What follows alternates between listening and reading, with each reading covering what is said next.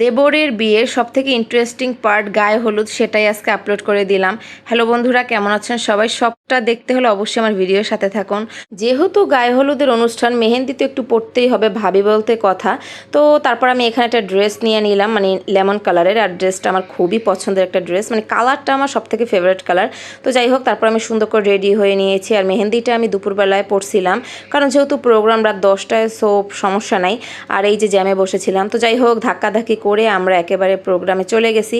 তো ওই দিনকার একটা ক্লাব ছিল, আজকে আবার আলাদা একটা ক্লাব। এটা বেশ বড় আর মানুষও অনেক ছিল। তো আমরা যাওয়ার পর কিন্তু সেরকম কোনো মানুষ দেখা যায় না, আমরা মোটামুটি 10:30টার মতো চলে গিয়েছিলাম। তো তারপর এখানে আবার এই যে আন্টির সাথে ভাইয়া কিছু ফটোশ্যুট করতেছিল, এটা আমি আবার ক্যামেরা বন্দি করছি। মানে আমার কাছে না খুবই অন্যরকম লাগছে সিনটা। তো যাই হোক, মা ছেলের ভালোবাসা এরকমই অটুট থাকুক। তারপর আমরা আবার এখানে একটু ভিডিও নিয়ে নিলাম, আমার জামাই নিলাম, ছেলের, তারপর আমার। তো এরপর এখানে পর্যায়ে পর্যায়ে এক একটা পার্ট চলে আসছে। যেমন ফার্স্টে এখানে কি কি নিছে হলুদের জন্য, সেগুলোকে আর কি সামনে নিয়ে যাইবে। তো মেন সমস্যা হলো ভাই, মায়েরা পুরো শহীদ হয়ে গেছে বাচ্চাদের বুঝাইতে বুঝাইতে, যে তোমরা স্টেজের ওই জায়গা থেকে উঠবা, এক পাশ থেকে রাইখা তারপর আর এক পাশে নামা যাবা। তো আমি আপনাদের বইলা দিলাম, নাহলে বুঝতে পারবেন না। তো এইটা করেই বাচ্চাদের অনেক কষ্টে বুঝাইছে, কিন্তু এই যে দেখেন বসে ওই সেট থেকে যাইতে, তারা উপর থেকেই উঠতেছে। কারণ স্বাভাবিক, বাচ্চাদের দিয়ে এত কিছু সম্ভব না। তো তারা যথেষ্ট চেষ্টা করছে জিনিসটা সুন্দর করার জন্য। তারপর দেখবেন এইখানে যে কি শুরু হয়ে যায়, একজনের সাথে আর একজনের ধাক্কাধাক্কি লাগা যাইবে। যাই হোক, তারা অনেক কষ্ট করে তারপরও এটা মোটামুটি এটা সমাধান করছে। তবে ভাই, বিয়ের কিন্তু জনমের ধৈর্যের ব্যাপার। এত ফটোশ্যুট আর এত কিছু, কোনো কিছু করার আগে রেডি হও, এটা করো সেটা করো। যাই হোক, তো এখানে অনেক কিছু ছিল। আমি আবার ভিডিও নিতে পারি নাই, ক্যামেরাম্যান ভাইয়ের কাছে ফোনটা দিছি, তারপর সে একটা ক্লিপ নিয়ে দিল আমাকে। ইতিমধ্যে অনেক লোক চলে এসেছে, আমি আবার পিছন সাইডে গিয়ে তারপর মোটামুটি একটা ভিডিও নিলাম। এরপর অনেক মানুষ আসতেছিল, প্রায় 11টা পর্যন্ত, 11:30 পর্যন্ত মানুষ আসছে, তারপরে অবশ্য আসছে।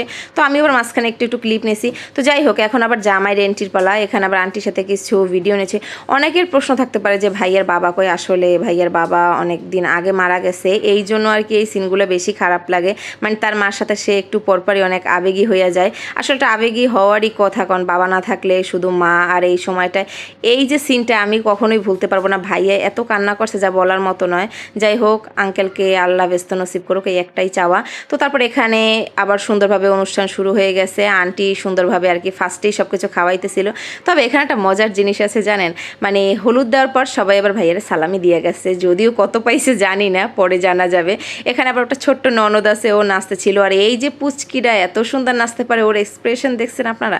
তো এখানে আবার এই যে আপু আর দুলা ভাই, তারে আবার টাকার মালা পরাই দিছে। ভালোই লাগছে, অনেক কিছুই নতুন নতুন দেখলাম। দেখা যায় বরিশাল এরকম সব কিছু হয় না, তবে এখন অনেক কিছুই শুরু হয়েছে। এখন ভাবতেছেন কি আগেই খাইতাছি? আসলেই ভাই আগেই খাইতাছি। মোটামুটি 12:30 বাজে গেছে, তারপর আমরা খাইছি, তারপর আমরা আর কি হলুদ দিছি।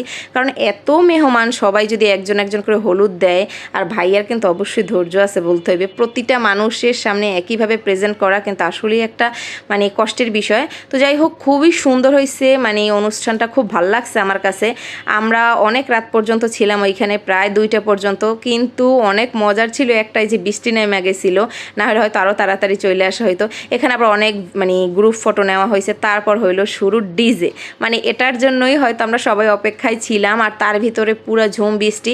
এখানে আবার নাগিন ডান্স হয়েছিল, যদিও এটা আমি রিল আপলোড করছিলাম। কে কে দেখছেন অবশ্যই কিন্তু কমেন্ট করে জানাবেন। তো তারপরে এই নাচানাচি কইরা মনে করেন অনেক মজা করে আমরা 2টার দিকে আসছি। আর এই দেখেন কি পরিমাণে বৃষ্টি হয়েছে।